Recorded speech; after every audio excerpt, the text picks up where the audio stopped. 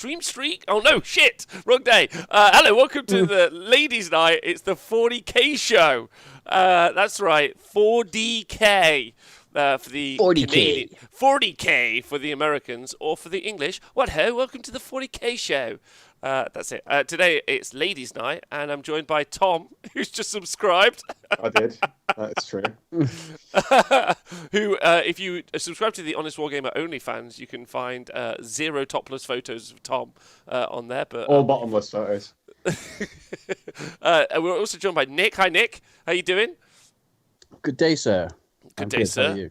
And we've also got a special guest live from somewhere close to Norway, John. Hi, John. How Hi. are you? I'm great. Great as always, man. Good. It's a pleasure having you here. A 4-way show today. It's pretty tense. I'm not sure if we can handle this madness. But before we go on with anything else, I'd like to say thank you, obviously, to anyone who listens to the podcast. Please stay hydrated. And everyone on the Honest Wargamer Patreon. I can't use my words. And to anyone who has joined us live, like Desert Sketch. Welcome to the show. And Budtastic Guy. Oh my God, thanks for subscribing. Right, Nick, how have you been? What's going on? Really good. Well, last time I told everyone about the amazing tree that I saw. So last Friday I went back to see it again. The big one. Yeah. I wouldn't be lying or exaggerating to say it's around 100 meters wide, but It's not the only thing with something that. close. Something close to 100 meters. It's nowhere near 100 meters. That's so far. So was the feeling the same when you came back to it this time? Okay. Pretty much the same. Yeah. Just in straight up awe of how amazing that tree was. So you can get used to it a little bit, at least. I guess the effect of it does degrade over time, but I'm hoping a period if I don't go in a week, the boost it will give me next time I go see it will be as great as the first time. I mean, you tend to get used to the girth after The trunk. Yeah. Yeah. Yeah, I did. I mean, the second time I went, I did sit on it, and it bounced a little bit under my weight, but Yeah, you it need to take managed it easy, managed man. it. Did you not find the outside quite rough? It was, yeah, but I was prepared. I had protection, so it was okay. Oh, nice. I was inspired, Nick. I told you this already at some point during the week, but I was inspired by your love of this tree that I actually journeyed out into the countryside myself, and I met a really nice cow called Harold. Well, I called him Harold, and there's arguments as to whether or not he was actually a lady cow. Did you sit on it? I mean, if it was a cow, it was by definition a lady cow. Otherwise, Shit. it's a bull, right? I think so, but Don't drink the bull milk, man. Unless you're into that, in which case, go for it. But like rules as written, I thought he was a cow called Harold because he was my mate. Anyway, that was fun. I went to the countryside, and because of that, I also ended up getting some dungarees. Well, I bought some dungarees. So that's Do you have nice. any pictures for the OnlyFans? Yeah, that just me in the Nice. dungarees. Just Oh, yeah. In only the dungarees. yeah. So I'd Oh, also like to yeah. give you my day one review of being a dungaree wearer because I'm not sure if any of you have ever worn dungarees. But day one review, fantastic. I'll let you know like day 7 to 10. Join me next week. Is there is there a big pocket? No, I've got some side pockets, and the butt pockets compared to regular jeans are quite deep. Like I reckon I could get sometimes I could get a small tablet in there, or maybe like a small book in there. Like if we were talking like 40k terms, I could probably get 5 or 6 of the decks of cards that you buy to accompany a codex in each of my back pockets. So. Oh. Yeah, fantastic. A 9-inch deep strike stick, no worries. Yeah. Got them in Yeah, there. I'm just thinking, could you have one massive pocket for dice? You know, you could turn this dungaree into a Warhammer attire, couldn't you? Yeah, I feel like dungarees plus utility belt of bum bags is probably the future. For maximum virginity protection is what I'm going to go for. Like, I want to be like a magnet that pushes away women. For social distancing purposes, obviously. I mean, I can do a show on that if you want. That's my expertise right now. Tom, would you say that that's got much to do with your attire, or more to do with just you? My personality, yeah. I mean, it's difficult to tell. How dare you? How dare you? You're a wonderful, beautiful man. And how have you been? How have you been this week? I've been all right, mate. As I said before we went live, I ate the first pot noodle today. It was very exciting. That you've ever eaten? Mate, yeah, it's great. I painted 5 Grey Knight legs, which I've got over here somewhere in the cabinet. I'm not going to get it out because the last time I did that, it was disastrous. I changed my name on League to Hog Milker, and that's about it. Good. Nice. Okay, Okay. Yeah. Okay. That's all I've done all week. Have you started to become a bit demotivated by everything? Kinda. I mean, there's not really much to do, is there? Yeah. I flicked through the Harlequins book for like 5 minutes, and then thought I should really get to understand the Harlequins book better, and then I went back to writing notes about Black Legion. Well, which brings us to John, and John being here on the show. John, welcome to the 40K show. Thanks. Weirdly, the most professional part of the Honest Wargamer, and yet not at the same time. Do you want to tell us about your 40K journey and why you might be here today? Yeah. So I've started to dabble in 40K.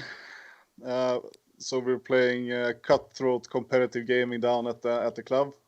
No, not really. So I know kind of nothing about 40K really. So we just use the unit configurations like they are on the books, like the equipment and stuff, and use power levels and. Oh. Okay. What's a power level? Yeah, exactly. Have you made use of the Power Level app? I forgot what it's called now. Combat roster. Combat roster. Did you know there was an app? Or No, are you I- able to count Not to very 100? good. No, we're using Battlescribe actually. We're yeah. professionals. Yeah. Oh, you sound like professionals. Yeah. Like now it's cool. Like everybody's just taking the stuff that they like the look of and they like the lore behind, rather than taking the most effective unit per point. So like we're doing this narrative campaign thingy where you have to write the background and everything. So it's different for sure, but it's nice. Okay, good. And today we are we're going to go through the news for 40K, and then we are going to talk about we're going to talk Black Legion lists. Specifically, Tom and Nick have hammered out some stuff. I can talk a little bit about Harlequins if you get some time. Questionable army lists. Yeah, because like Black Legion, I was like they are the coolest in my opinion. And I was like, well, maybe I want to go to a tournament sometime and like play it competitively, but I still want to play Black Legion under some circumstances or quite specific rules on how to play them, like only mono.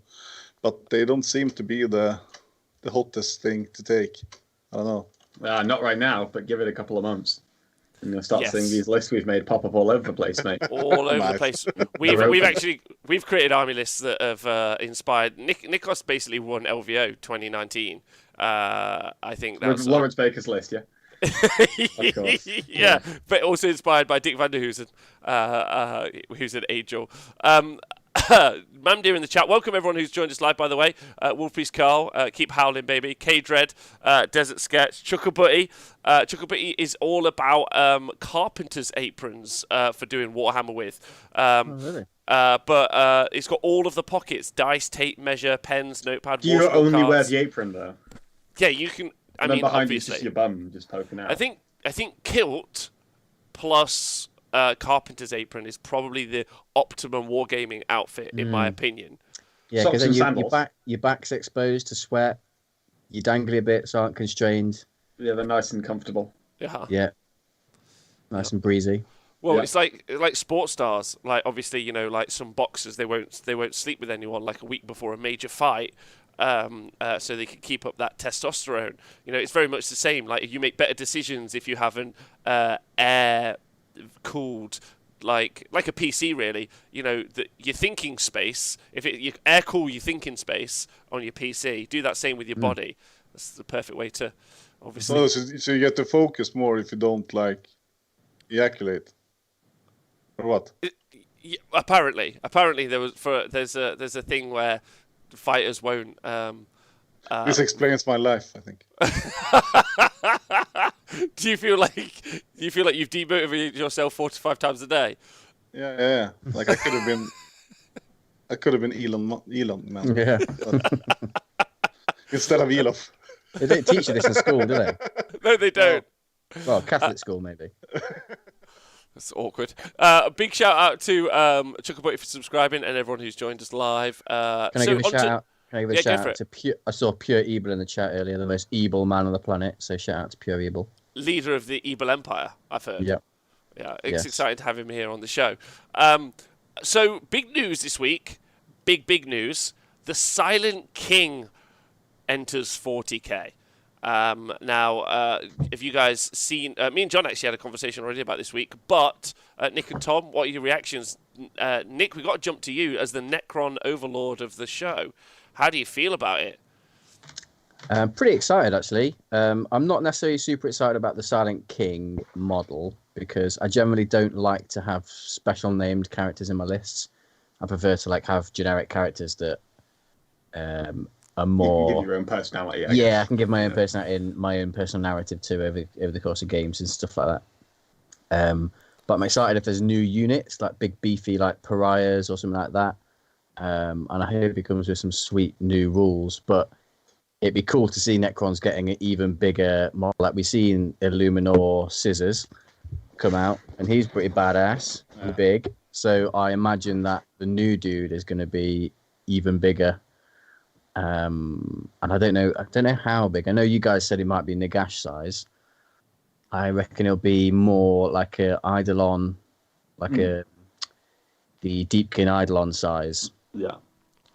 Kind of character. I think you might be right on that one because when you look at the video, all the Necrons specifically come up to exactly his knees, almost as if that's intentional. And then you've got also these other big construct things that are wandering around him. So I don't know if we'll see some kind of other models that come with him. That could be cool. Yeah, Do you think he will have a mouth? I don't know. Because he's the Silent King. Well, I think the reason he's called the Silent King is because the hierarchy of Necrons is they have the king and then they have the Triarch, which are three other leaders. So the king passes the orders to the Triarch and then they disseminate the orders. So that's why he's called the Silent King, because he doesn't give the orders. Yeah. He passes his minions to do his talking. Well, it's quite exciting, his release. For me, I got excited about it. I got really hyped by the video. I remember having... It was a good video. The video was cool, yeah. Really cool. I had a conversation today, actually, where it turned out some of my suspicions about the video being in the hands of a consummate professional as opposed to some of the fucking... in their video editing terms, we call them the cut jockeys. We don't call them that. That's just my thing. I've just made that up. But yeah, it looks like it's a cool video. I'm really... it got me quite hype about it. Someone's asked... Chuckleby asked in the chat, who is the Silent King? He's effectively the guy that turned the Necrons into the robots that they are, and also took a 60,000-year nap. 60 million year nap because of it. So he's the Nagash of Necrons, basically. Is maybe the easy way to describe it. Tom, are you interested in it at all? Not bothered? Yeah, man, I'm always interested into it. I'm trying to play as many different factions as I can at the minute, so I can understand exactly what all the factions can do and how they work. Just because that's what I'm trying to do in terms of leveling up my game. So yeah, when that comes out, I'm going to have a proper look at it. It should be cool. Well, I saw a really interesting article today. It was titled, one of those clickbait titles that you see sometimes. All 40k articles are clickbait titles, apparently. They are. Yeah. But 40k, going from cultures to characters, which I thought was a really good convo, right? Where 40k narratively may have been set it has been a setting for a long time where you may have had the Tau at one point, but no real Tau characters, maybe not emphasized as much as possible. But if you look now at some of the legions, chapters for 40k for the Space Marines, you've got your special named character for this chapter, you've got your special named character for this chapter, you've got your Silent King coming for, you've got your Primarchs. Do you think it's fair, that maybe the narrative in the game might be moving towards characters as opposed to just the culture? Does that make sense? It was a cool title. I just thought it was an interesting question. I'd have to watch a video. It wasn't a video. It was a rubbish article. An article. Yeah. Oh, okay. I'll have to read a rubbishy article then. Okay, good. I'll look at Nick? it later. I would personally prefer if they focused on like a civilization rather than specific characters. I think it's cool to have specific characters to zoom in on particular aspects, but I like the sort of the big grand stories that you might get with the Necron race or other things like that. Yeah, Heinrad said I read that article too. Yeah, so I thought it was an interesting point, and I was like, oh, that. It also sounds like corporate buzz terms that you sometimes get for like someone's like, yeah, we're gonna move the game into more characters rather than cultures. You know, like Transition. Yeah, if you could just get yourself in those headspaces and adjust to the new paradigm. I was like, okay, I thought it was a cool statement. Okay, so Silent King news. Sorted. John, you got any feelings about the Silent King? I know nothing, man. Like, about the game. I know a little bit about the lore, I guess, but I didn't know who that guy was. Friends of the old one, or enemy of the old ones, rather, I guess. Yeah. And the old Warred ones were the against them. same as they are in fantasy. Yeah, same old ones. Or apparently. is that a controversial opinion?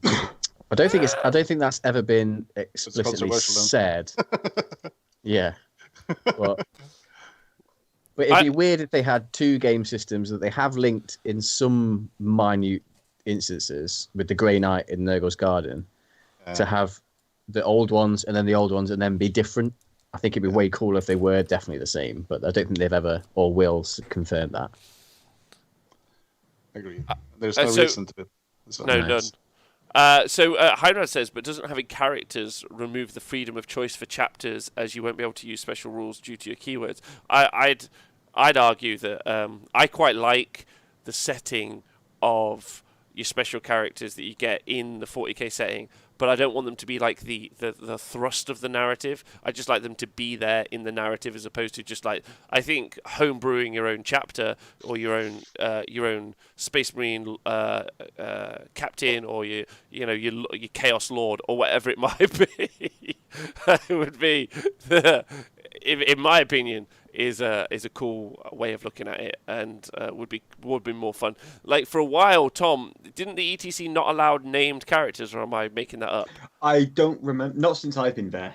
I remember something about an event not allowing named characters, but I don't think it was VTC. I could have been, but I don't know. I wasn't playing like ETC. But I felt like all I had was podcasts I listened to back then.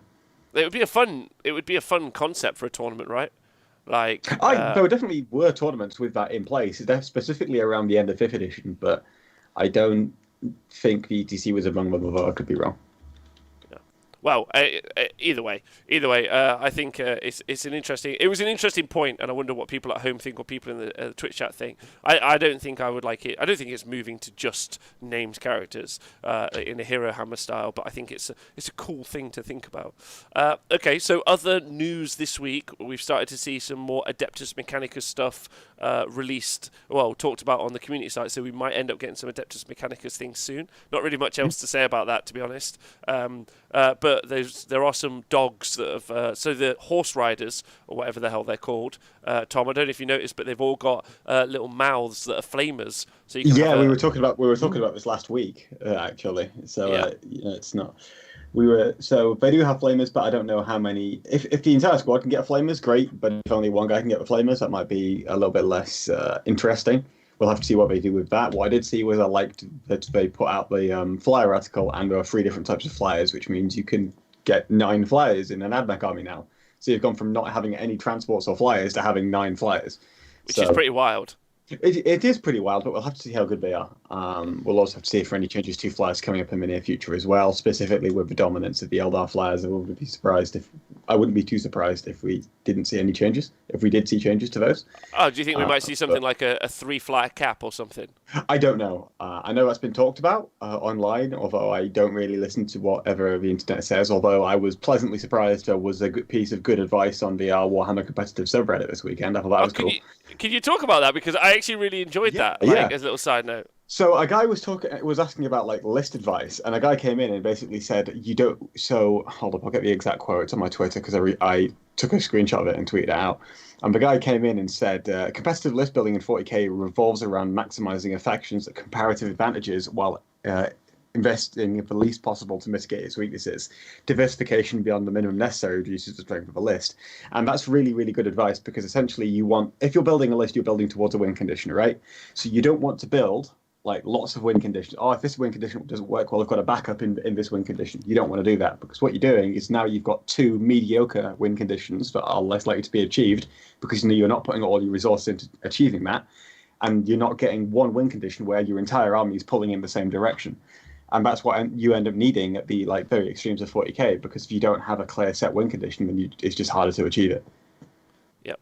Yeah, that makes sense. John, how do you feel about that?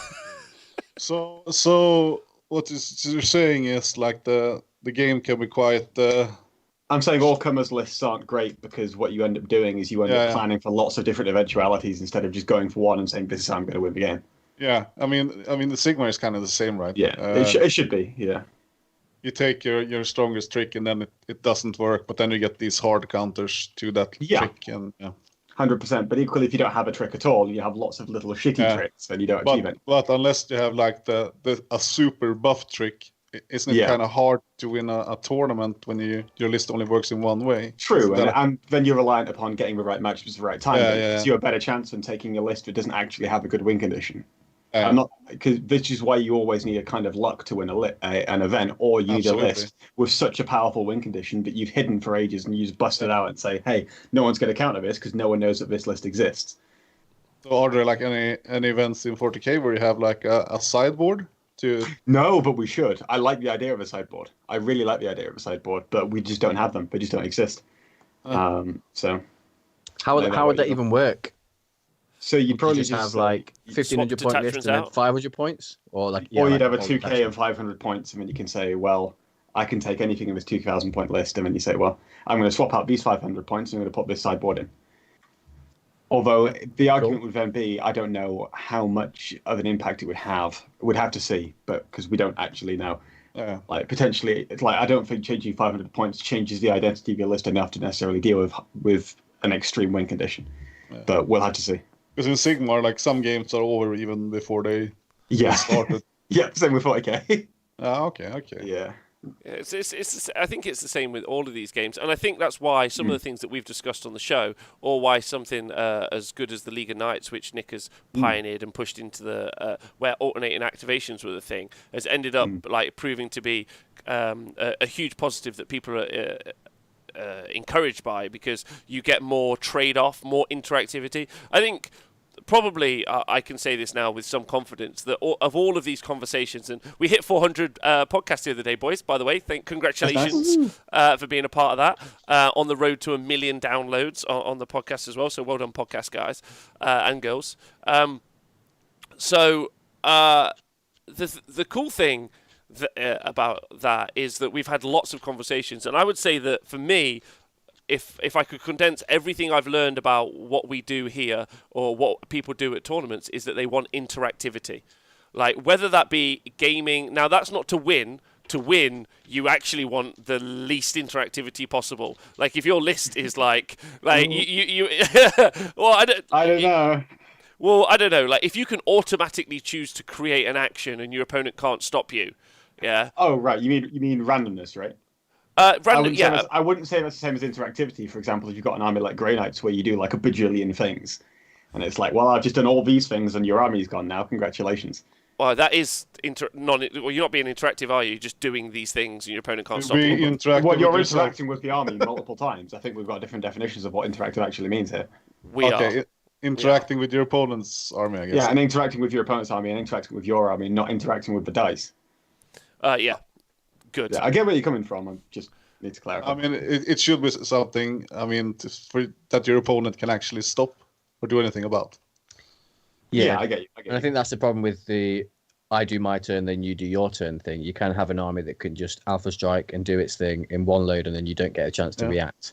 That's why I love alternating activation games so much, like Bolt Action, which inspired the way I designed the League of Knights rules, because you can't alpha strike someone in bolt action because the alternating activation order is so random.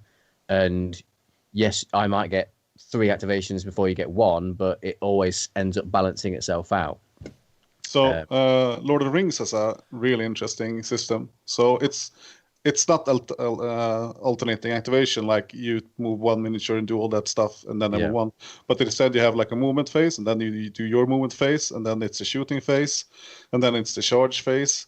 But I do my movement phase, then you do yours. Yeah, it's good, isn't it? So, I do like it. It's brilliant. It's brilliant, man. I love that game. It's just so half good. of Team Wales from last year has all gone off to go play Lord of the Rings, and I'm just sat here like, I can't. No, it's a great game. I can't do it. And I mean, even though you do your whole like phase, it's still very interactive because your opponent can. Because you get a chance to react. Like your opponent has a shooty army, they moved all their archers in range, but then you can react by moving out of range. Yep. Yeah.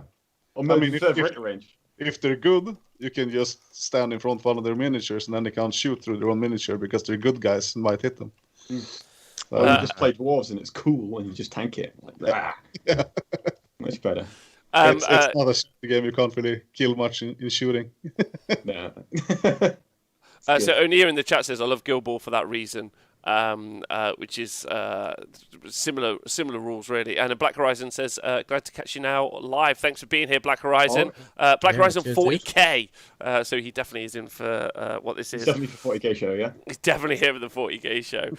So Mechanicum stuff, cool. I'm very excited about it. Tom, that unit we just talked about were the Cerberus Sulphur Hounds. So they are the cavalry units where they've all got flamers on the hound portion. So that's trying exciting. To spit in your opponent's face while you say that name. Yeah, that's a lot of S's. Yeah. You definitely need a COVID mask for that conversation. We do.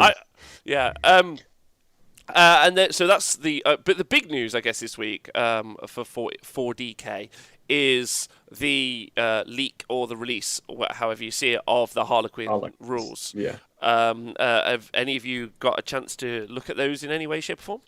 Just give me 20 seconds. Not really. I had someone told me about them with their photographic memory, and I had a quick look, but because I don't really know the Harlequins book that well, it didn't mean an awful lot to me. But I know they've got they can swap out their like character HQ rule for a different rule, so you get you can tailor your list a little bit more. Yeah, so it's called a pivotal role. It is the name of it. So effectively, you've got 4 special characters in the Harlequin Codex, and those 4 special characters have got like an aura ability or some sort of special ability that they have. And what you could do is you can either replace one of those special rules for one of the each character. So Troop Master's got 3 potential, Death Jester's got 3 potential. So you've potentially got these 3. Sorry, I'll wait for Tom to come back and carry on with the point. Hey, Tom. So pivotal roles. You've got 3 potential things that you can change to, or there's a stratagem that they've also got where you can buy one of these special new abilities in addition to their core ability. Can you do that multiple times? Yeah, you can. So if you wanted to, you could have 4 characters that have got 2 aura or 2 special abilities in addition each. So you can build some pretty powerful stuff. Like these are pivotal roles, yeah, Rob. Yeah, these are pivotal roles. The one that really stands. White dwarf right in front of me. If anyone wants to know anything. Well, so I'll just give you some of the top ones that stand out if you're interested, real quick. You've got the Death Jester's ability to effectively pin a unit, so it can't Overwatch. And it's reduces its movement by 2. Called Humbling Cruelty. Yeah, that one's really good. So that's the Death Jester's ability. You've got an ability for the Solitaire to be -1 to hit. Very, very good. For any unit, it's not just her, right? Yeah. No. That's for the Solitaire specifically. I'm trying to. Yeah, okay, against this model. Yeah, specifically. Yeah, there it is. Natural acrobatics. Yeah, and the Troop Master's also got an ability to make everything within X range, within the aura range, anything that targets it reduces the range of the weapons by 6. Right? That's for Shadowseer. That's Shadow Seer, sorry. Yeah. That's on the Shadow Seer, not the Troop Master. The Troopmaster does have a good one, though. It's called Prince of Light, which allows all units within 6 inches to reroll charges. And if you already have reroll charges, you get +1 to charge instead. Yeah, well, but just Right. well. Anyway, so a cool It's fine. thing is if you've got your Shadow Seer, because you've got an ability, a stratagem later on that means that you can extend your Shadow Seer ability to units within so units that aren't just infantry. And the Shadow Seer's core ability is -1 to wound. So what you can have, what you often see from Harlequins, unfortunately, Shield from harm, that one. yeah, is loads of you get loads of jet bikes, but they're not that Skyweavers, and so you can make them -1 to wound. Yeah, you can make it so that things that shoot at them have to reduce their range by 6 inches. Yeah, they're already -1 to hit. So -1 to hit, -1 to wound is already really, really strong. And you can also make a really gangster Solitaire who's -1 to hit. There's a stratagem you can spend to make him another -1 to hit. You can cast a psychic power on him, so it's another -1 to hit. So if you really wanted to, he could just like blitz into an army at -3 to hit. So his survivability is actually really quite high.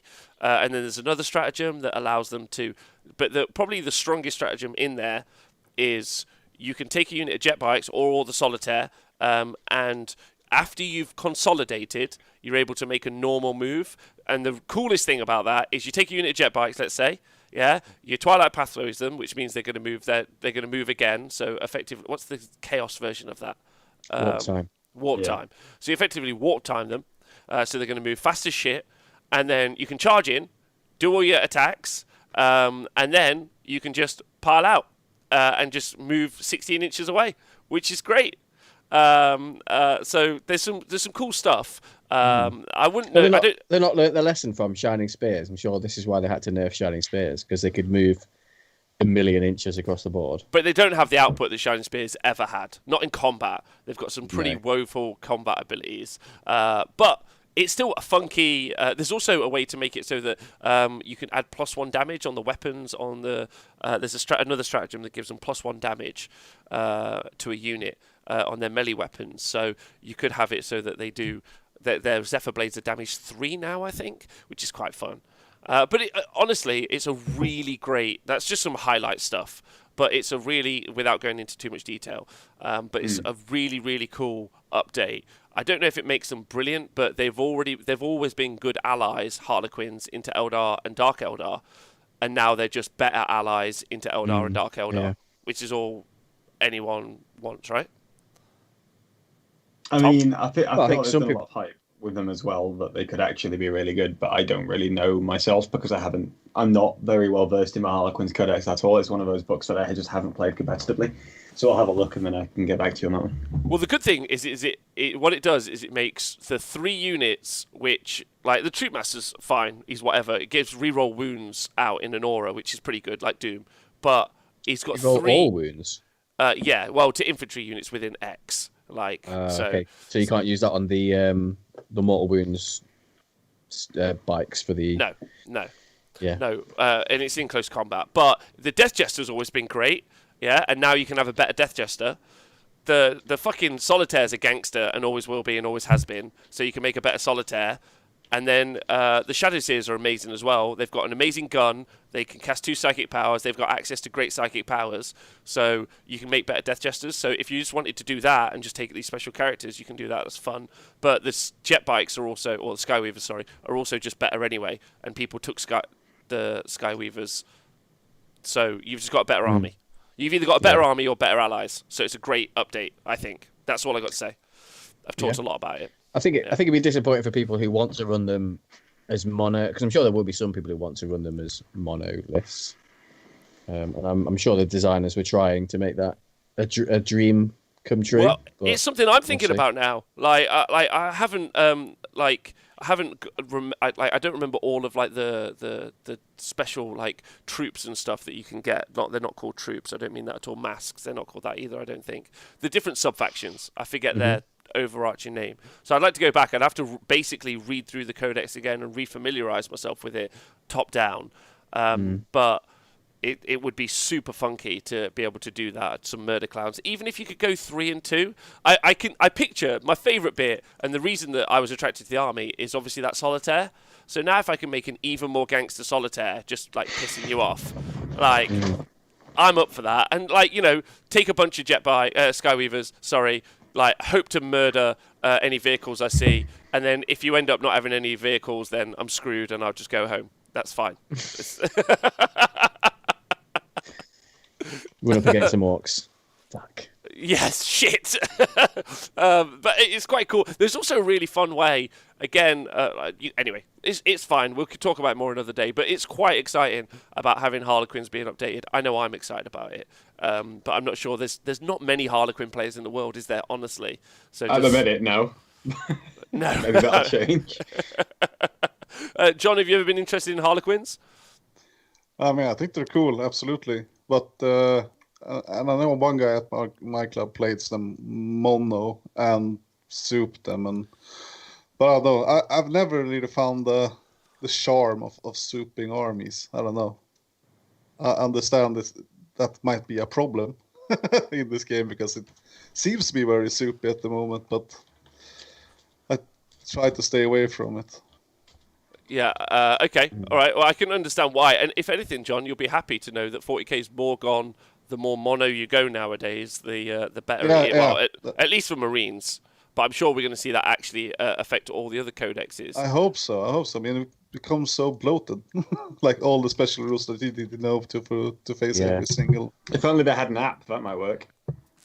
Yeah, Tom, I know what you're getting at, but could you just let everyone know what you're pushing for here? Because I agree with you absolutely. Oh, no, sure, that's fine. So what I'm looking for is, the problem with 40k is every time you release a new edition and you consolidate it, you then just create loads and loads of books and the rules get everywhere. The problem with that then is now I've got to find like 4 white dwarves. Yes, there we go. I just need to finish a point, otherwise I'll get distracted. Keep going. And you just can't find all the rules everywhere, right? So I'm just having issues just trying to get all this stuff together for the Black Legion stuff we'll be doing later. So if you had an app where you're actually able to search by a keyword and find the rules, you'd solve the problem of bloat completely. So what I'm pushing for is the ability to be able to purchase a subscription that allows you to access all of the rules. So let's say I had an app and I was asked to pay £10-15 a month to access all of the rules in the game, and I could search for units and rules and stratagems based on keyword. I would pay that, no problem, because it means that I'm able to access those really, really easily. And I don't have to worry about searching around everywhere for all these rules, because at this point, I just don't bother learning half my rules because I can't. It's too much. It's too much. That doesn't mean that it's one of these things where, oh, well, you're just putting all this effort into it and no one's going to buy it. You don't even have to offer that. Like, this is the only way you can do it. You could say, well, for £5 a month, you could get access to all of Chaos or all of Imperium or all of Eldar or something like that. I mean, you still offer the books and that kind of stuff for the collectors of the books and the enthusiasts for those products. It doesn't stop you from producing those things. What it does is it enables people who actually enjoy playing your game to actually play your game. Because otherwise, I just can't access all these rules. I don't want to go to a gaming table and have to ask my opponent 20 plus questions before it even started, because my opponent turns up with 2 codexes, 2 FAQs, a main rulebook, 2 white dwarves, and 2 campaign books, and FAQs for all of those, because I just don't understand their rules. Instead, you can take my money. You can take my money to allow me to play your game, which I'm also spending money on. Also, as a Swede, I'm very thoughtful about the environment, so I'm 100% for this solution. Yeah, Yes. like AOS players get it for free. You it's- can have my money for it. Yeah, I mean, it's printing money and I mean, it's not an advanced solution either. Yeah, It's the easiest imagine solution that. in the world. Let's say you say, Tom, you can have it for £15 like a month. Okay. Well, now I'm spending £30 for times 6. Blah, blah, blah, blah. I'm spending like £180. Quick maths, I'm terrible at it.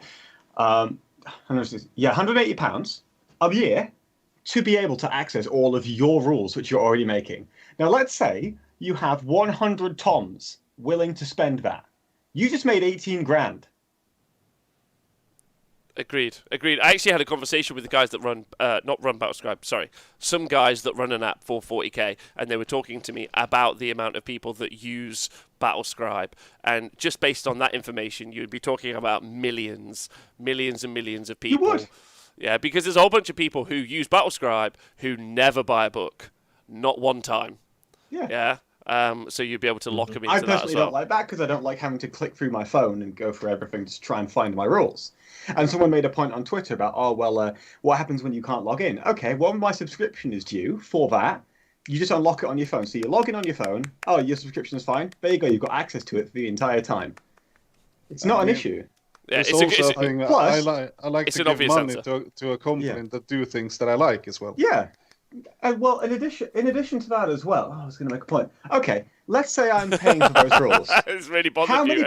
How many pages of rules are there in the Warhammer 40k rulebook? There is 183 million. No, it's more like 30. Right? How Okay, big is the book? good. 300 Big. pages. Yeah, It's not that big of a file for a codex rules at all. And that's all I want to pay for. that's true. You can host them on my Yeah. phone.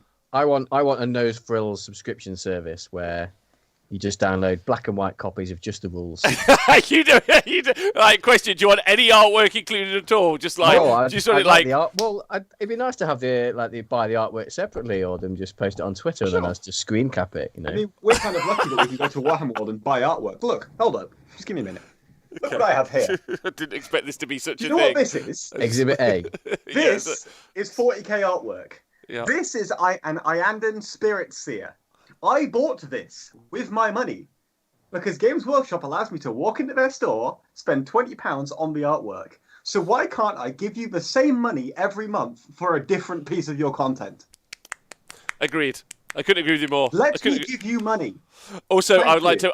to point out when I was looking at Black Legion rules earlier, on my iPad. I own 3 Chaos Marine Space Marine codexes. 3. Yeah, and I was like, "You fucking dicks have done me over here. Like, this is you've done me over. Such a do you know what I mean? Whereas if it was an updated subscription, I wouldn't just keep owning them. Like, that would be fine. But well done, Tom. You've made the point. You've made the point. Meant to be a well done. I just wanted to. You've made the complain point. about shit I'm that they gonna role play Games Workshop for a second. No, you're wrong and we're right. I want your money. Sure, okay. Okay, just well done, John. You captured their essence perfectly. Yes. Yeah. Those are all the You don't want reasons. to give us money for what you think you want to Yes. give us money for. Yeah. You don't There know you what's go. best for you. Your wallet. Yeah. Now, I would say that in normal situations, I wouldn't expect them to ever move away from their paper product system. However, They still keep it. we're in incredibly unique times, and you would hope there would be some attempt to look at the paradigm that exists now and think, do you know what? I'm going to turn everything into a digital format. This might be the time. So we might have got lucky, and hopefully the Rona has helped us out there, right? Also, we missed the clap for the NHS, so I just did that. No, I ranted my way through the clap. Sorry, I've just got the Rona. But isn't correct me if I'm wrong here, but English companies in general are quite traditional and if you have worked there a long time, you're the best guy at the company. If you're old and have worked there for a long time, you're an even better guy, and so on. It doesn't really matter what you produce and what you achieve, as long as you've been there for a long time, and that's what's most important. I don't think that's I think it's just a Games Workshop thing, to be honest. Anyway, good idea, Tom. An app that I pay a monthly subscription for my rules for. I can't tell you how much money fucking Adobe have had off me over the past 5 or 6 years. Yeah. I just pay for their subscription service to all of their apps. But what's also good about that is it's also made me look at their other apps. So when I wanted to do graphics editing, I then used After Effects as opposed to Premiere. If any of you guys have used any of those stuff as well, and Photoshop. So you're paying a monthly subscription to use all of the Creative Cloud different apps that they have, and they all integrate with each other as well. So it's really and I can't see myself ever not paying that amount of money. In my opinion, I'm £45 down a month to live my life, plus my phone bill, and then whatever food is, because that's how I edit things, that's how I do stuff. Just to say, I wanted to make a point on what Hyride just saying. Nay, there you go. GW, we could sell the rules for a subsidy, or we could just put the price up for the same rules and save us the work. Okay, so let's say I'm playing Eldar, for example. I would pay for the rules on my phone, or what have you, the subscription fee, and I would buy the book. Just do both. Yeah. If you could afford to. I mean, it's 40k, man. Yeah. This is the thing, because if I'm going to a tournament, I want to be able to sit in bed, read my book, and what have you, and not just constant phone it. You know what I mean? So if I'm playing a book seriously, I reckon I would spend for the fee for the subs and spend money for the book, especially if I'm getting good value out of it. Well, yeah. It would also give them time to like just do better narrative, which I think they should as well. Anyway, let's move on. Great point, Tom. If anyone agrees with Tom in the chat, let us know. If anyone got any counterpoints, I'd like to hear it. Let's move on to the main subject of the show today, ladies and gentlemen, boys and girls, is that we have our special guest, John, who last week challenged the 40k hosts to write some Black Legion lists because John wants to play some narrative but fun 40k with his friends at home. And we're going to do this. We're going to get into it. Were there any rules, John? What were the rules? There are quite a few rules. There were some rules. Yeah, two rules I think. Or so only Black Legion, right? And only 10 cultists. Oh shit! I've broken a rule. I thought you said only one unit of cultists. Oh. Well, we've Okay. both broken the rule, so that's Okay, equal. if you Nice. both broken it, it's fine. No, it's fine. I haven't broken that rule. It's okay. We also said only a maximum of one Disco Lord as well, Yeah. which I myself some bonus points by putting no Disco Lords in the list. Oh, nice. Well done. And there were bonus points for a summoning pool. Yeah, I didn't do any of that. Just like flat ignored it. Oh, that's great. So yeah, Dude Our Day. Oh, big shout out, Dude Our Day. Love seeing you in the chat. And Kadrid, Astrades. Thanks all for being here, by the way. Dan and Supervise, good evening. Don't forget tonight, if you are Age of Sigmar or role-playing game curious, Soulbound and Down, the Honest Wargamer and Dan and Supervise's Age of Sigmar role-play adventure will be live tonight in... I'm not sure I want to see that. Is that on the OnlyFans? It's not. It's live on our channel, and it also That's not what I thought it would be. It's also got both of our channel mods. Well, two of our channel mods, Tristan and Denise, and the Rage of Sigmar guys. So it is a shit show of fun. Oh no! but that VOD is getting deleted. It's got Denise and Rage of Sigmar on it. Oh no! See you later, Freeze. Have a great day. So yeah, no. Did I put anywhere that there was going to be a Harlequin review? I didn't. Did I? The show titles say Black Legion. Didn't write Harlequins anywhere. No. We'll do that another time if that helps you. Fuck you. Okay. See you later, Freeze. Let's do Harlequins first. We already did Harlequins. So Black Legion. Well, we'll circle back to Harlequins in a week or two. Yeah. We might do a list. We'll do a unit rundown on one of them. Yes, that'd be really fun. One of the units. That'd be really fun. So in approaching the Black Legion lists, Nick, how did you approach it? Well, it was obviously the rules were mono Black Legion, summoning pool, 1 unit of 10 cultists. I looked at the Chaos Space Marine Codex and all the supplements, basically all the Chaos Space Marine rules that were available to you. Looked at the Black Legion trait and the specific Warlord traits and stratagems, and thought about how to maximize some of those unique ones. So some of the Black Legion specific stratagems and Warlord traits, they're the unique thing about Black Legion, and I tried to design a list to get the most out of those couple of stratagems and Warlord traits. Okay. So that's how I generally approached it. So I read through that and then I designed a list. Did you find the conversation we had last week helped at all with looking at those units? Well, this was more of a list overview.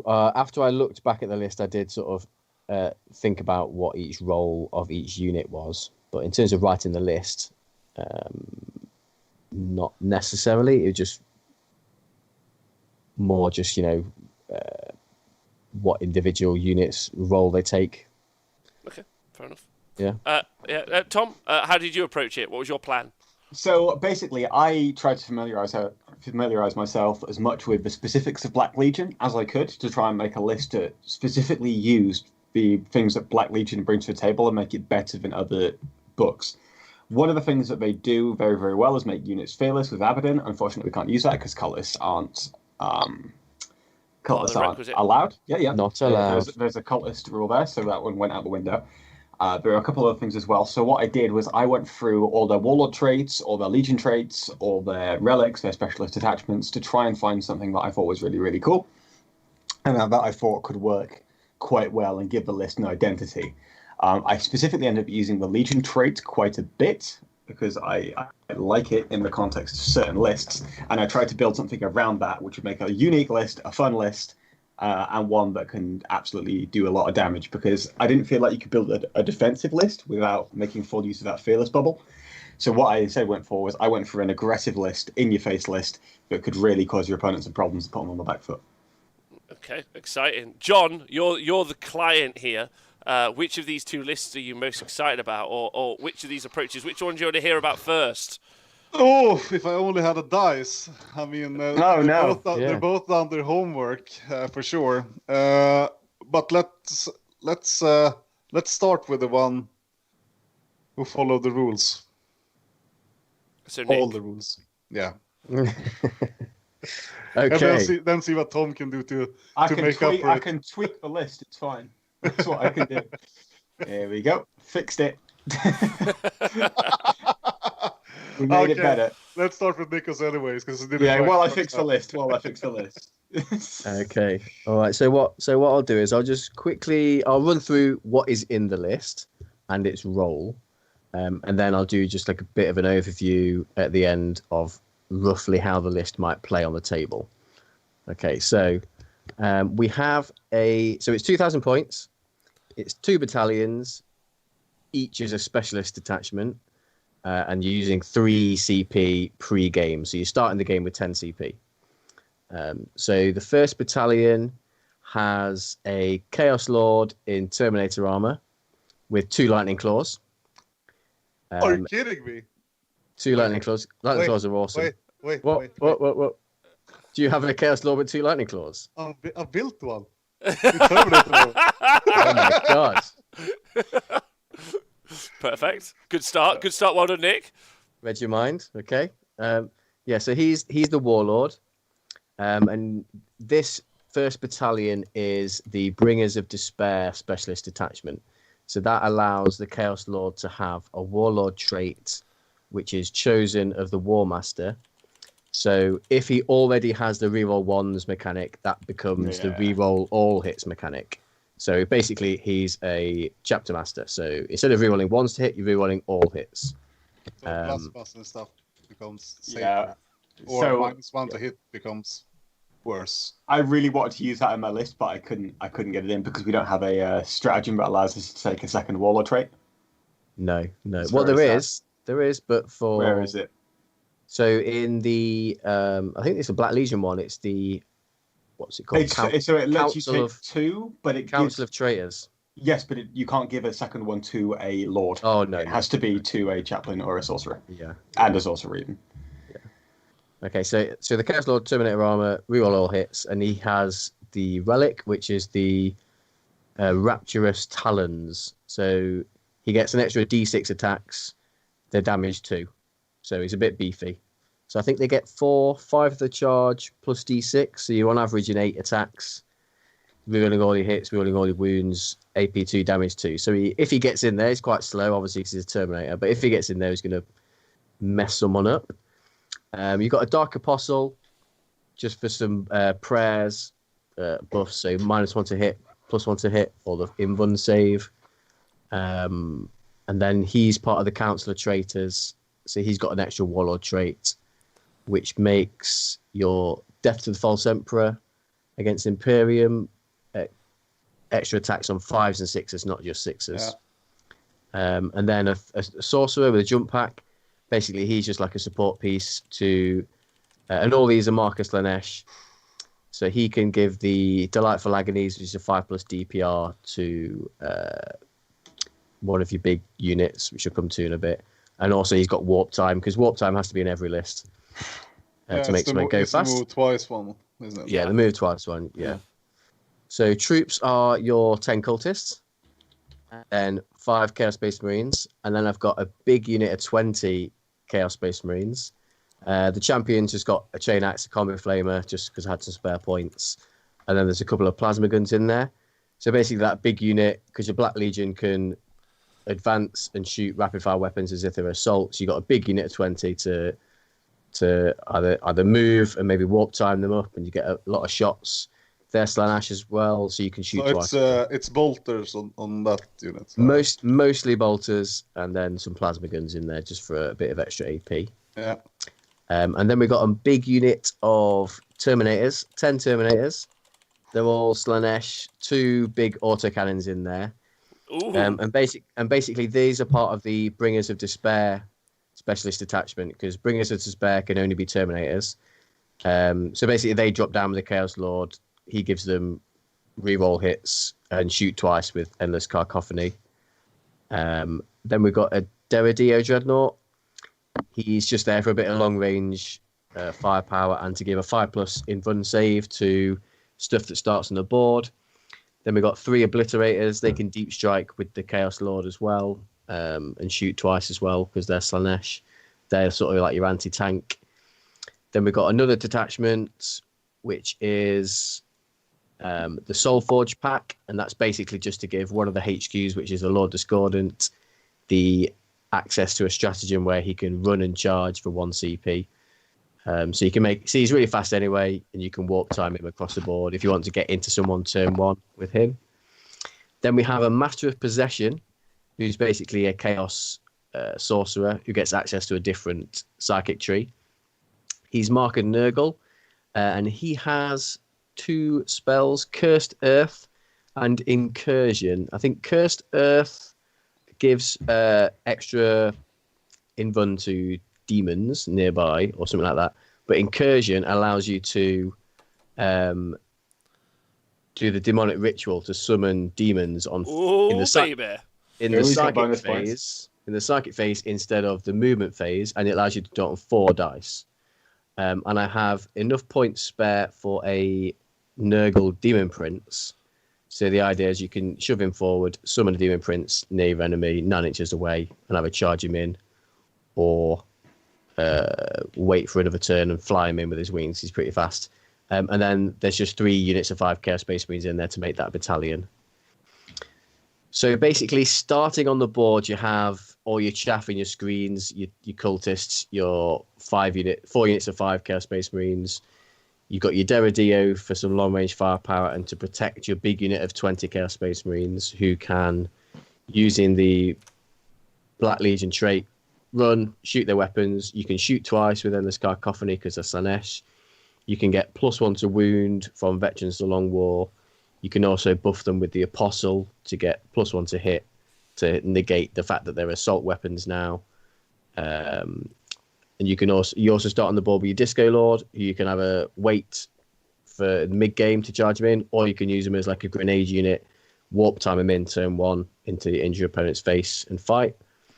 Your Master of Possessions is there to summon the Demon Prince, and your Jump Pack Sorcerer either starts in the sky or on the board, depending on if you want to warp time your Lord Discordant off into your opponent. And then off the board, you have your 10 Terminators with your Chaos Lord.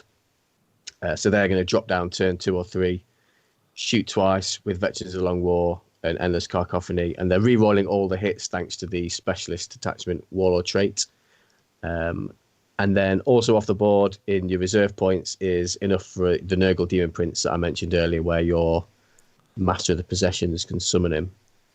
And that's basically the list. So you got quite a lot. It's a classic Nikos list where you got stuff on the board, clear the way for the deep strikers, and then the Terminators are coming in. Yeah. You run the same thing with the Bloodletters, right? Like, yeah. And you also do basically the same with your orcs. Like, it's your style. You clear some stuff turn 1, and also how classic is 10 Terminators just dropping down. It's a pretty like old school classic. Yeah, that kit, I love the new models as well. But what grinds my gears, so to speak, is that you only get 1 of each weapon. Right, yeah. Well, even the combi bolter or the No, you get loads of combi bolters. Common bolters you get, but you get 1 of each like melee weapon, apart from the fists. So I guess that's a weird kit, but that goes for everything, like Chaos Sorcerer with a jump pack and stuff that you need to build. But again, that's not a problem, I think. But the Master of Possession, so he's only there to be able to summon his tax for the Demon Prince coming in the psychic phase rather than the moment A phase. little bit, but obviously he still gets a smite, so he's still outputting some smite. He's a HQ in the battalion, but there is one spare HQ, so you could drop one of those, Master Possession or Dark Apostle, I think. But yeah, essentially he's there for the spell incursion, so you can move, because usually the summoning is in your movement phase, and you can do this out of sequence in the psychic phase, so you can move, even run, and then summon, and then your 9 inches away, so you can get a bit more early pressure or reach with your summoning. Yeah, I mean, LA, it's a bonus point, right? For summoning, absolutely. Also, when the first time you do summoning, it'll confuse the shit out of whoever you're playing. They'll be like, Yeah. what? What is this summon? What is happening? Yeah. I remember summoning back in the last edition. It was kind of cancerous, but I like it in this one. The only like drawback I see, but I guess I created that pitfall for myself, is I will need to paint a lot of trims on Chaos Space Marines. Yeah. These new models, I have quite a lot of them, but They they're do, beautiful. they do. So Yeah. I prefer that over the cultist blobs. Also, Yeah. you could get really creative with the just because they're Chaos Marines. I was reading a whole bunch of the narrative beforehand, especially for Black Legion. So I thought that Black Legion were the sons of Horus, which after Horus failed in his duties to smash the Emperor, they changed their name out of shame to the Black Legion, but that isn't actually the case. It's made up of predominantly elements of the Sons of Horus, but what's his name? Abaddon, who'd already collected a bunch of like ne'er-do-wells to his cause, had accepted the Sons of Horus in, but he'd already gathered in some other elements from other of the disloyal legions. So you could just you could get some like cool Terminator sculpts from some of the other kits, like Thousand Suns and Death Guard stuff. And so I know you want to do like Black Legion, but you could add a bunch, especially that 10-man unit Terminator squad. It could be a bit of a showpiece unit that you build and paint. It's there's loads of options for Black Legion, absolutely. Yeah. I'm thinking specifically with pieces, like you said, with the Siege Terminator heads or Nurgle Terminator heads or whatever. But I want to stick to the black. I think it's nice. It's a good color scheme they got going on there. Black's quite hard to do though. How are you doing your black highlighting? Because I think it's hard to get it right. I can get one model for you. A second. So I feel like it's either like it's too very grey. easy to get. It's easy to get gray. He is wearing a shirt. Yeah. Who? Yeah. Okay. Oh, it's. Let's What do do you it got? like this. Up. Ooh. Let's get this. How do you do it? It's too bright. Can you see? Is it Looks focused? lovely. not quite focusing. Oh, There there we we go. go. We There got we it. go. Now I've got Nicholas's head, so I can't see it. I'm we go. talking I'll see so it you on the can see it. Talking. So I'm doing it. I'm building up to a blue instead of gray, but you have to be really subtle with the. Yeah. And I tend to. So the Dark Reaper color, you know. Yes, I do. So if you do like a foundation with 50-50 black and Dark Reaper, you get a good base to build from. And then you can blacken it down with black if you want to in the edges and stuff, and then you just do a edge highlight and then a small edge highlight with blue and up to the Frostwolf. No, the Space Wolf. It's Frostwolves. The Space Wolf color. What's it called? Is it the Fang or? Yeah, the Fang. I don't know. Just a light grey one. Yeah, I think the thing that attracts me most about doing Chaos Space Marines is that I can do 90% of the painting by just spraying black. And I'm like, most of the way there now, boys. Now I just got to edge highlight a lot of gold. What's also really good about this list is that I only need to buy another box of Terminators than I have everything else. There you go. Decent. Nice. Decent. I Nice. did Well, how- a big order from the money that don't want the money.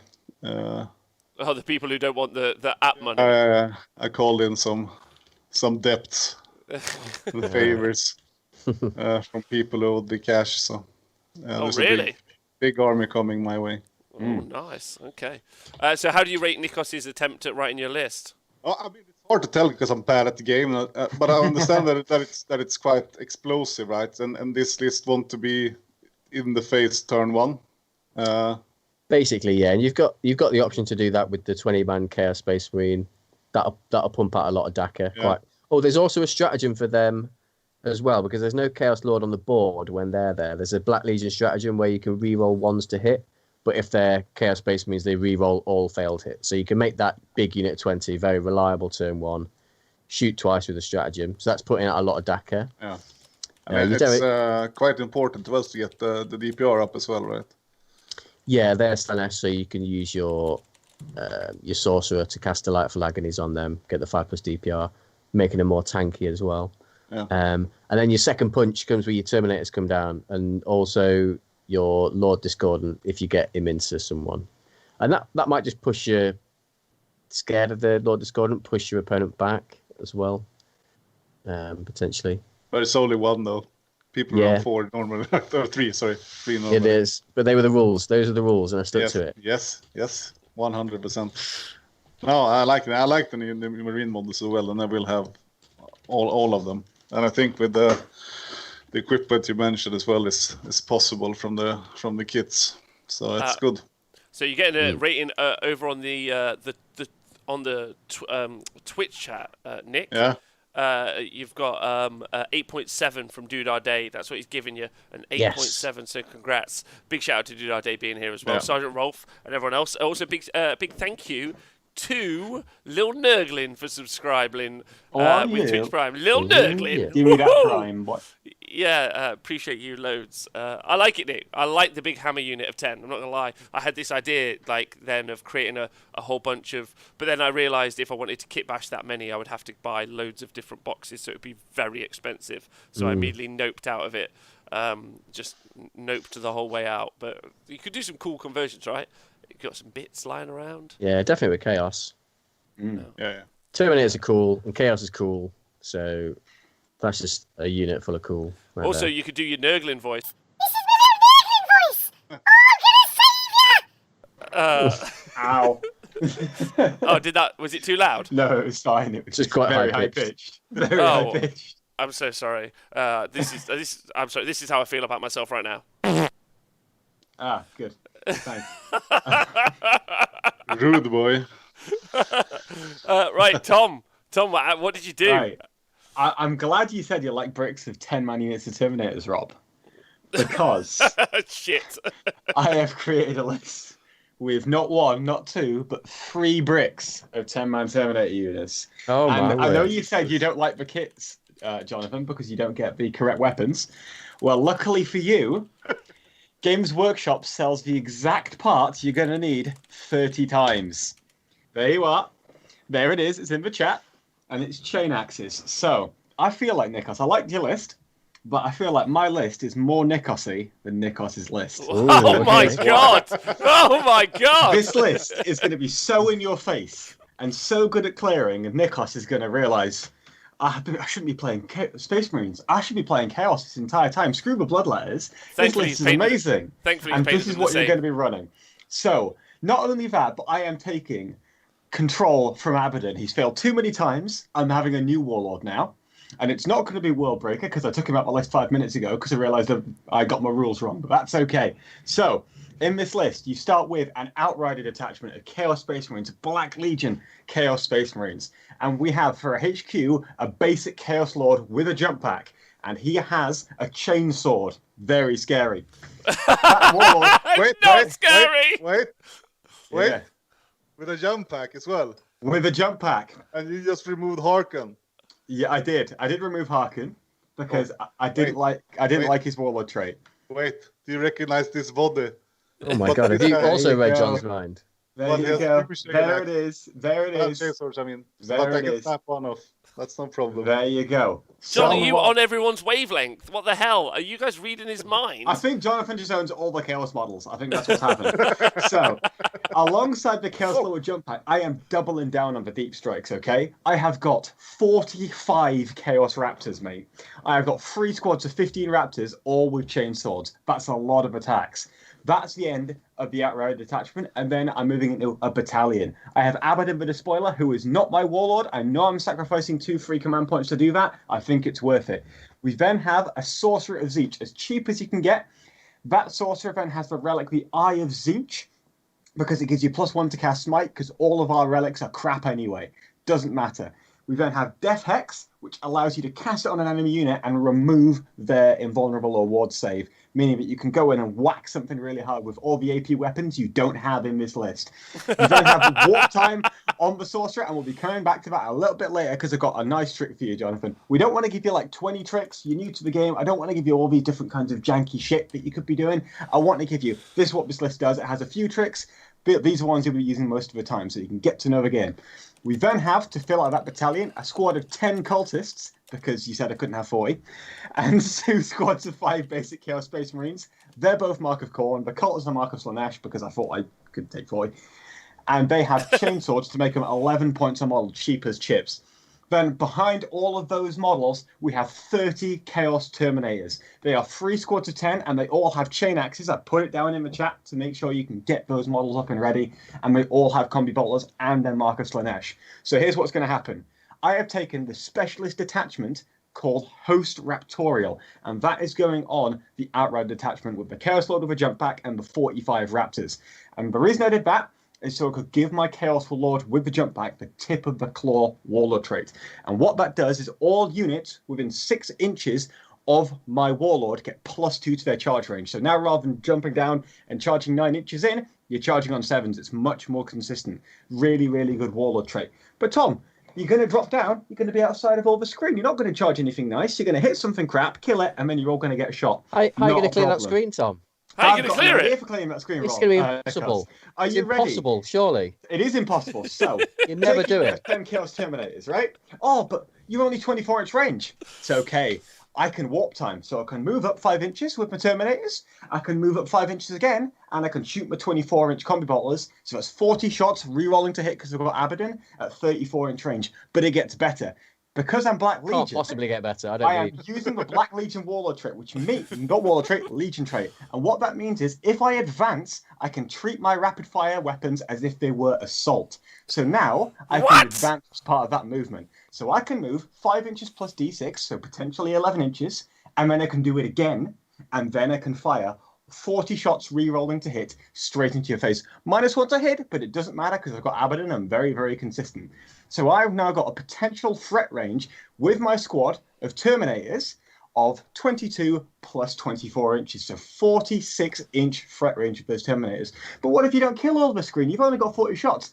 That's okay. The Terminator is a Mark of Slaanesh, which means you can use the Endless Cacophony stratagem to double fire them. You have 80 shots, and you can get +1 to wound with them for veterans of the Long War. It's a very beefy amount of shots. You're going to murder any screen you want to touch. You clear all that, you stick your 30 Terminators in the board with Abaddon. Good luck shifting all of that. They're pretty durable, aren't they? You don't really want to charge it either. You've got Abaddon and everyone's got a chain axe. It's very scary. You clean all that out, you drop down your 45 Raptors, and you charge everything with 7-inch charges, and you smash your opponent in the face. It's very fun. It's very durable. You should play it. There you go. Fit a lot of Terminators in that bad boy. Well done. Well done. I'll be honest with you. I'd like you to start again because I got like, halfway through. I was like, "What?"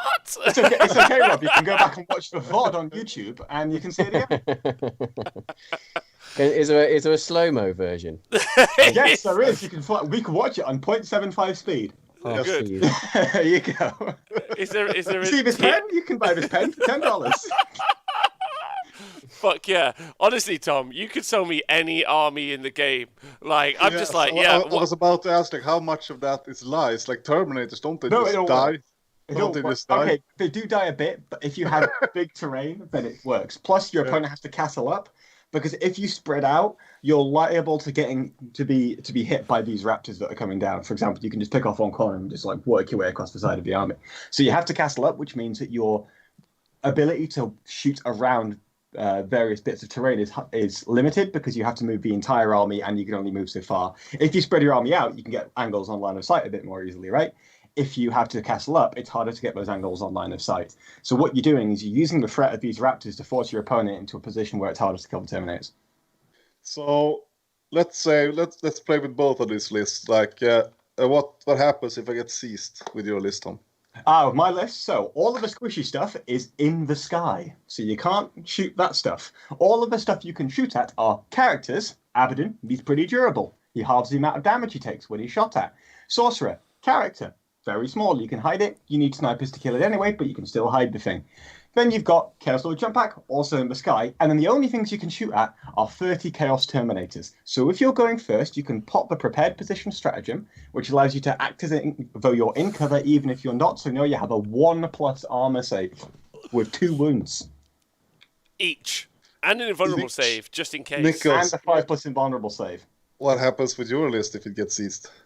Well, luckily, so my list has a Derridio Dreadnought with the Hellfire Veil, so that gives a 5+ invuln within 6 inches. My list always has that. So, well. So then you have your 20 Marines sat there, and then all the other stuff, like your cultists and the 5-man little Chaos Space Marine squad, you're hidden in ruins. They're all over the place. You don't really care if they die because they're just like chaff and meaningless to you. Life is cheap. And then all your other stuff is off the board. We both basically just gave the same answer. So you got your big 20, you got you on the board, your big 20 brick, and your Lord Discordant are the only things you really care about. And you'd probably, you might lose your Discordant, but not the 20-man unit. You see, I didn't even take a Discordant for you to lose. Smart. So I can't lose a unit if you don't have it. So if we're talking, like, what are the good matchups and what are the bad matchups? You get bonus points if it's a good matchup against Tau, because I hate them with all my Wait, hold soul on. So sorry. I want to hear both your answers, but John, I also need you to describe to me what you feel like. I want you to take me through your emotional journey of playing Tau for the first few times of your life. I just want to hear what that feels like. I think my friend Jesper painted a picture that was perfect. Like, it symbolized everything that Tau is to me at the moment. I just need to find it. 1 second. How does fucking Twitter? So it was such a traumatizing experience. You've had to try and recover through art therapy. So I can share my screen, maybe. Can I do that? Is that possible? No. Make sure you share it. Okay. No, you can send me the link to it though. Absolutely. I'll send it the link on the Book of Faces. He doesn't want you to risk sharing the wrong screen there, Jonathan. That's the problem. It's porn, man. Yeah, I know. That's what he's scared. That's how most people feel about Tau. Yeah. So that's basically, that picture sums it up so good. Okay. I'll go find it. Do you want to use some words for the podcast, guys? So there's this Space Marine commander guy. I think he's Blood Angels. And he's telling his soldiers, like, what are you doing? Shoot their commanders. And the soldiers are saying, impossible, sir. We heard that there's a drone inside that building. And then there's 2 commanders flexing. And then the other guy, come out any minute for sure now. And we deliver the Emperor's justice to it. Beep, boop. Yeah, I've seen that. It's such a dumb rule. And you can write it so much better, so much easy. And it's like... So you haven't enjoyed playing Tau for some reason? They're so I'm not saying that they're like the be-all, end-all to everything, but it's just a uninteractive thing. It's like a one-in-a-series. Either you will beat it, or you have the tools to beat it, or you won't. And it just stand there and shoot at it. All right. Are you ready for this, Jonathan? Yes. You can kill most of the drones within 2 turns with this list, even if you're going second. Because let's say the Tau shooting is really powerful and it kills your squad of 10 Terminators. Well, in my list, you've got 20 more. So it's going to take the Tau a long time to get through those, and by that time, all the drones have been gone. Also, my list is very good at hiding against the Tau. Well, what do you mean by that? Well, I don't have any big, bulky models that can't walk through ruins. My entire army is made up of infantry. I can walk through ruin walls all I want. I'll park my army inside a big L ruin. The Tau can't see me. All they're shooting at me are the smart missiles that ignore line of sight. Doesn't matter. I am T4, so you wounded me on freeze, that's okay. But I've got 2 wounds, I'm in cover. I've got a 2-up save base, so I'm getting a 3+ save against your crappy smart missiles. And it's going to take you about 20 turns to kill all those Terminators. There's far too many of them. The Tau can't deal with that. You could say, well, Tom, it's very hard to charge for Tau List because you'll just get a shot when you charge in with all your Raptors. That's okay. You hold the Raptors back a little bit longer so your Terminators have time to 1v1 and kill all the Tau drones so that when your Raptors do come in, they'll do a lot of damage. Doesn't go too well, you don't kill enough drones. They won't survive the Overwatch, Tom. That's okay. It's okay. You don't need to. Let's say that you do have a bad turn. Let's say you don't kill all the drones because your opponent is using weighted dice on their drones. That's okay. You have so many wounds and so many saves, you can just stick your army in the middle of a board so the Tau can't walk up and then just hide in ruins the entire game while the SMS bounce off you and take all the points and beat the Tau by being even more boring than they are. Nikos, how do you plan to deal with the Tau? Well, in a similar fashion, so the 20-man Chaos Space Marine blob that starts on the board, you warp time those bad boys up, shoot twice with Veterans of the Longboard. That will almost guarantee to kill all of the drones turn 1. You just did the same thing I did, but with less durability, Nikos. Yeah, but you said it was kill almost the drones. I'm guaranteeing it will kill all the drones. Oh, okay. Let's pretend, guys, that the Tau player also has terrain and he's put his drones in a building. Yep. And you ignore them and be really boring. Well, I'm assuming that he's left his drones within 1 inch of the wall of that building, because that's when the Lord Discordant comes into play, because you've got a combat threat. You can launch yourself forward.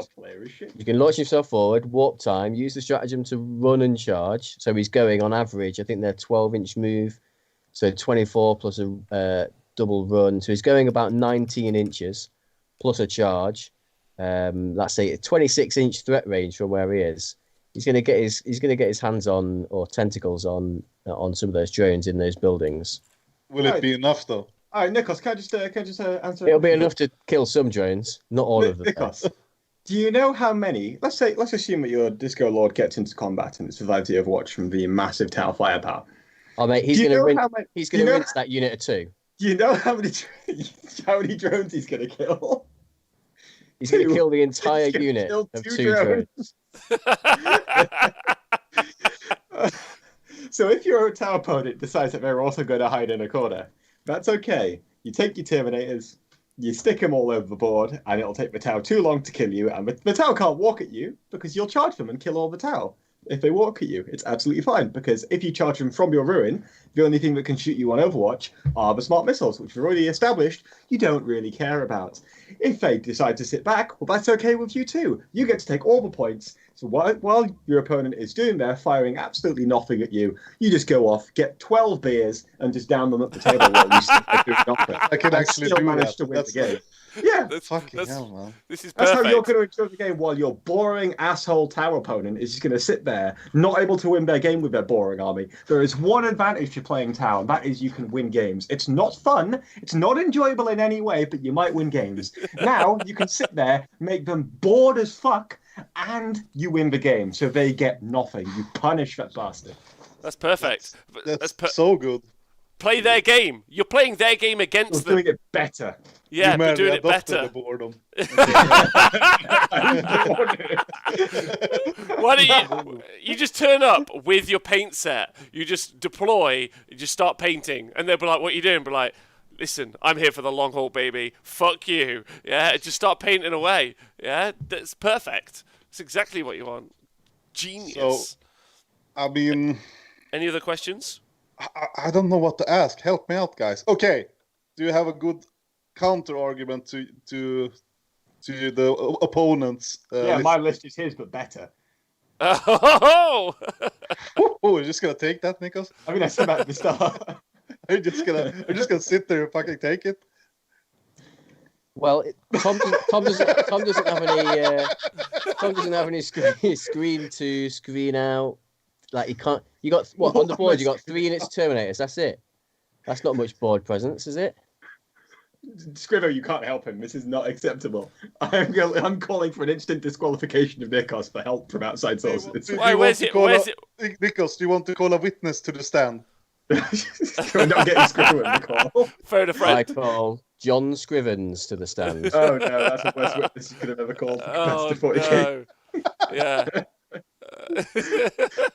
I'll have you know Okay, that Tom's list doesn't have summoning, and that was clearly in the criteria. that's true. My list can so speaking of that Tau matchup, how's that Tau player going to react when you bamboozle him by summoning, and then he's got a Nurgle Demon Prince in his face?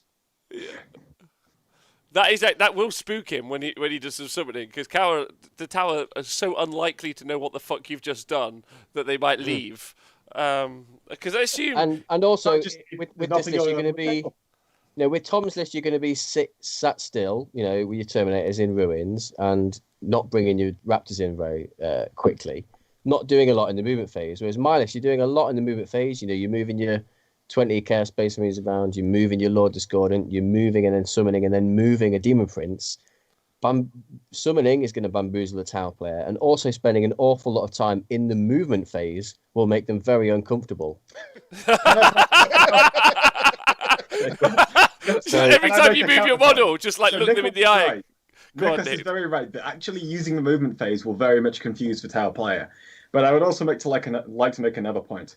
While you're sitting there with the army that I've given you, you're covered in pretty models. Your Terminators have Forge World conversions that look awesome. You've got Abaddon with a spoiler there looking great. The Raptor models are fantastic. Meanwhile, with Nikos's list, you've got a brick of actual shit 20 models walking across the board getting shot by SMS. So every time you pick up a dead Chaos Space Marine, you have to pick it up and look, fucking hell, that looks awful, as you put it over on the side. Whereas with my army, every model in your list will be beautiful. May I make a rebuttal? So, Yes. I do believe earlier, and Tom, you can go back and watch the VOD on this. Live and free. John did say earlier that he loved the Chaos Space Marine models, I don't know why. and this list has by the book. 45 of those bad boys in. Well, luckily, Ones are I've got Raptors, which are like Chaos Space Marine models, but cooler. Do you have Raptors in your list, sir? But cooler. Why are they cooler? Because they got jump packs. No. Can I get you? I'm going to do a side-by-side comparison, Rob. Okay. Yeah. Okay. And the chat can... Oh, Games Workshop isn't taking any more orders today, so I can't get a picture of them, but I'll go to Google Images instead. Have they stopped Raptors. production? That's interesting. Yep. So yeah, here, my witness has just said in the chat that the Raptor models are older, less nice sculpts. So I'm not that's- entirely sure that's true. I think your source may have seen the old models. Here are the current Raptor models. That link is hideous. Thank you very much. Yep, that's the only link you can get because I can't actually get on the Games Workshop store. So let's use that. Counter rebuttal. Both players playing Tau armies that sit just different ends of the board and shoot each other is the best social distancing that we could do 2020 40k. Change my mind. One Yeah, second, should- I'm trying a straw man by finding. Should the we run opening an entire staircase town models I tournament? can find. Yeah, I'd like to run an entire Tau Right, tournament, yes, but there we are. I don't know that many boring human beings that I could put in one Oh, room. those are cool though. Oh, damn it. I have another question though. Okay, what's the next question? So, how much will these lists cost me in Eurobucks?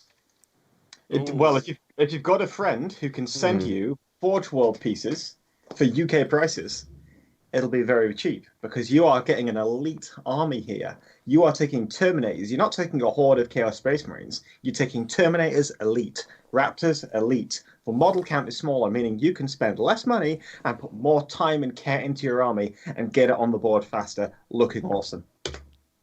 I want you guys to continue. I just want to say a big shout out to Bruce Gordon, who's joined us all the way over from Kia Ora, all the way over from New Zealand, and he's just said that their Prime Minister has just activated a bit of gaming here. So you're allowed to do a bit of face-to-face gaming for those guys. So congratulations on having an incredibly smart and competent leader.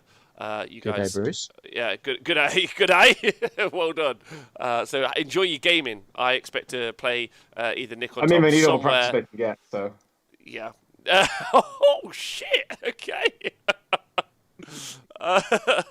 How much is 5 Chaos Space Marines? In You get 10 in a box. How much for? I'm gonna do some maths. Uh, This is not what I was expecting, but let's go find out. I mean, it depends if you do it the hard way or the easy way, if you go with get started boxes or not. But luckily for you, Nicholas, I'm going to make a point for you. The build you're talking about is pretty much the get started boxes as well. Do you not get nice. Terminators in the get started boxes? No, you get Greater Possessed, which I'm very disappointed that you didn't mention any one of you. Shame That's on because you. they suck. Why, And you why get John? The Venom Crawler, which is also very cool. Shame on you. Bonus point for this. I can't say bonus point now, can I? But you have a master possession at least in one of this. Could you tell me what it does? Master Master possession. So I'm going to make another point here. He summons Nikos's list and he is smites. overloaded with complex rules. Wait. It's potentially my list. Yeah, but list Nikos has written for you is overloaded with complex rules, meaning you'll have so much to remember you won't be able to drink while you play. Wow. Yes, but once you've conquered it and mastered it, you will feel like a greater human being as a result. I'm not And sure I you've want gone to put the through time and effort into not a drinking. To learn personal that. and intellectual journey that you'll I just could go to feel top of Thailand and the do the world same afterwards. thing and get laid. There's no reason you couldn't go to Thailand and play this list. I guess Why guess do you need to go to Thailand to get laid, man? It's full of British tourists. I mean, you can just go to Amsterdam if you want to pay for it. It's much closer. Hey, bro. I wouldn't ever put any effort into it. I'd just sit in one of the bars, let's be honest. You can go to Skegness and pay for it, but no one wants to. No, Like- thank you. I've been to Skegness far too many times. No, thank you. Oh, dear. Well, that's pretty fascinating. There's some great questions. We don't know about the financial cost. We'll have to add that up. Something we Yeah. should have. Is there any like hobbying issues there for you? I can see why you wanted some of those units to be included. I'm pretty upset that there weren't many Masters of Ruin included, or many of the Masters of Ruins included, because there's some sweet ass models. Yeah. I mean, I think what I like about my list is there's a lot of variety of painting in there, whereas Tom's it's just spam, a couple of units. You have You might get a bit bored. You might get a bit bored painting. But people that one. will think that you're a real 40k player if you just spam units. Yeah, that's true. You'll blend in. Or Yeah. a salmon cannon player. Yeah. I mean, that guy's just special all round. To be honest, Tom, like in a billion different ways. I'm not 100% certain he could read. I think he just looks at the pictures. It works. It Whatever works. works, dude. It works. That's true. So my what do you call it? Is it time to choose a list? Your It's time. verdict. It's time to choose a list. It's time to Rob, choose have you a got- list. Have you got like a drum roll? Oh yeah, no sound? problem. No problem at all.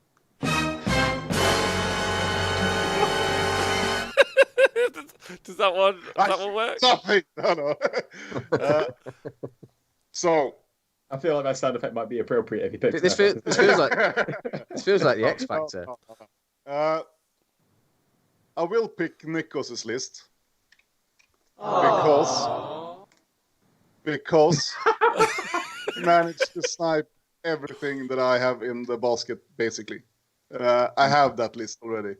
Whilst Tom's list, I have to invest in some more Terminators and certainly a lot more Raptors. However, I will do both of them because I think Tom's is probably stronger. And if I want to play competitively, I will need it, I think. But by learning the game, I think Nikos' list is probably better because it has some more stuff to do. Cool. Well done. Nice. Congratulations. Yeah, well done. This is for you and Was the NHS. I GG, I well right? played all. was I right when I said that Tom's is probably more competitive? I think so, yeah. Probably. I mean, you have summoning in Nyx, which is a bold Which is choice. a bit- It's a fucking bold choice. Where the fuck that guy come from? That can be like, I Yeah. fucking sacrificed a baby child by this toilet. And now he's here. To be honest, though, there's actually something to be said for the Nick's choice with the summoning. In that, if you did honestly play that at a competitive 40k tournament, if someone didn't know who you were, they would think that you're like the fluffiest narrative bunny in the world, yeah, and they'll be like, "Oh, I'm about to fucking push this guy's poo straight in." Yeah, and then all of a sudden you just start pulling out moves, and he'll be like, "What? What the hell have I seen?" Like, which is a cool little as a cool psychological bonus, but does that carry through with the understrengthness of the list? I'm not dead When they certain. when they see me, they will realize that I am a strong individual and smart as hell. They will just feel it from my aura. So I don't think that trick will work. No, I agree with that as well. I'm sure we've mentioned this on the show before. Like, if you turn up to a table, give someone your list, but then also have the narrative of your army written out and printed with your list. Would that bamboozle someone? Yeah, that bamboozle the fuck out of It someone. wouldn't bamboozle me. I just lose the sheep by accident. Oh, but come on, if I spent 2 minutes at the start of the game explaining to you why my Chaos Sorcerer Lord is called Bob, yeah, you'd be like, oh, I'm not sure about this guy. He's creeping me the fuck out. To be fair, though, you would then circle the table 33 times and creep me the fuck out back. So it's like a yin-yang kind of thing. But If I go to a competitive event, man, and they start to read the narrative, I just start the chess clock. Tell the story on your time. Tell the story on your time, loser. Fucking nerds. Yeah, I think that was really fun. That was really fun. I enjoyed that. I almost want to do Yeah, list fun. writing in some sort of coaching competitive setting where people could do this every week and pay us. But I think that's probably too far. I enjoyed that. That was really fun. Thank you, guys. Really, though. I think both of them are solid. I mean, you told me you're probably more of an embodiment of the meta with your spam. And hey, Jonathan, I don't have to play Nikos' shitty list. It's okay. It's fine. It's your problem, not mine. Yeah, but what are you going to call the Demon Prince when you summon him? I want you to I want you to scream his name as you roll the dice. I don't know. And cut your chest. You need to give him a different name every time you summon him, man. I Yeah. should probably bring like a bag you've of got like rats or something and sacrifice. You've got like a D100 chart of all the different demons you could summon. Yeah. It's like, oh, we've got this one. All right. I should just have a chart look at and just roll. Oh, look, it's Nurgle. Oh, look, it's a Demon Prince. Just to bamboozle them for real. But then the whole chart is just Nurgle Demon Prince, really. But just to lie. Yeah. Or just bring those locusts and crickets and things that you can buy for pet snakes and lizards. Just bring one of those and just crush it in your hand as you roll the other dice and look them in the eye. bamboozle your opponent. Yeah, just You could get a fake blood capsule, have it in your hand, and then get like a fake knife as well, and like crush it, and then pull the knife through your hand. I did that. I don't know if you Blood can see the sacrifice. scar. Yeah, the scar was basically that. But now my hand is fucked up, so it's only like a one use only. Okay, yeah. So once per life, you may do this. Well, I really enjoyed that. Thanks both Nick and Tom for writing it, and John for proposing the challenge. That was excellent fun. And I do like the idea of making Nick. Actually, we talked about this in the kind of current meta a lot, like the intercessor spam or like a ton of intercessors on them 3-up saves. But Nick, you've been doing that for a while, right? Like a lot of. We played a game just before the lockdown where you were playing a lot of 3-up armor save bodies at toughness 4, and there might be like a cap eventually. There's too many 3-up armor save bodies that your opponent just struggles to get through. Or as Tom's example, done 2-ups. in that particular list that I played you with, I think that works to an extent because it's a Red Corsair one, and you can recycle those units. So I'm paying 250 points for 20 Chaos Space Marines, but unless you wipe it out totally, I can pay 3 CP and recycle it again and bring it on again. So you're getting quite a lot of value out of that 20 wounds by recycling it. So if I was just paying 250 points just for 20 Marines, it might not be as good value or as good. Yes. Yeah. Nick, Tom, do you think there's anything to be said for like trying to find a wound armor save like almost Balance. Yeah. Like, so a good example of this is Centurions for Raven Guard and for other lists like that, right? They're 50 points a model, so it's 12.5 points per 2-up save wound at toughness 5. That's insane value, and it's one of the reasons why Centurions are one of the best units in the game at the minute, right? Yeah. So you had this with Iron Hands as well. So for example, you had Intercessor spam for Iron Hands. How many points is Intercessor, guys? It's like 18? Yeah. 17. 17 points. So you are spending 8.5 points per 3-up save, 5+ DPR, invulnerable save wound. That's pretty bonkers. And it's one of the reasons why that list was so good, because you were getting such value out of each of your wounds. You become very, very durable. Yeah, I think it's one of the reasons why early on we saw Custodes being used quite a lot, because they had, at one point, they had very good toughness, wound, and save, especially in those jet bikes. Like, their output was also excellent, but their survivability was really, really high as well. At a certain point, like I think at release, basically. But so yeah, I think there's something to be said there. I like to go the other way, and like, as opposed to quality, I think the Orc Boy list that we talked about, when you can try and do some aggressive blocking, put a bunch of boys in there. I have to say Orc Boys, otherwise. Did I also tell you guys that? Did I also tell both? I also haven't told both of you boys that I got sent a Stomper this week. Oh, nice. Who did that? Oh, really? Yeah. So friend of the show, Randy Savage, aka what a babe. Randy Gamora. So I'm building that at home at the minute. So I'm going to run a Stomper list. Oh, big boys! I mean, we've already worked out a Stomper list, haven't we?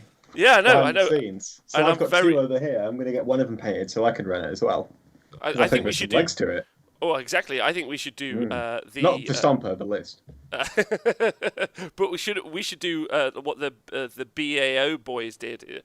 I can't remember what it was called now, where they all ran the same list. Did you hear about that, John? Oh, the Brohammer list. Brohammer list. Yeah. Did you hear about that, John? Yeah. No.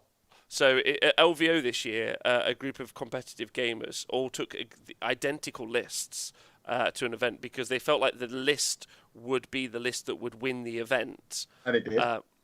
And it did. Did it? You sure? Yeah, it did. Yeah. Seagull won it, didn't he? Yeah.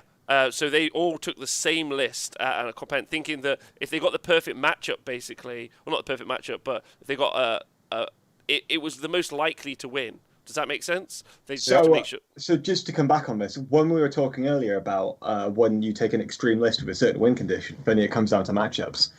This is what I was meaning when I was saying you hide the list, because this list was specifically hidden by those guys, ready for this one event. Yes. Because they knew it had such an extreme win condition, but it needed a specific counter to deal with it. And if you hadn't seen it before, you just wouldn't have that counter available. Yeah. There you go. I mean, it's proper dedication. For sure. I mean, when you win like 10 grand or whatever it is for winning that event, then probably worth it, right? So do you know if they split the money or?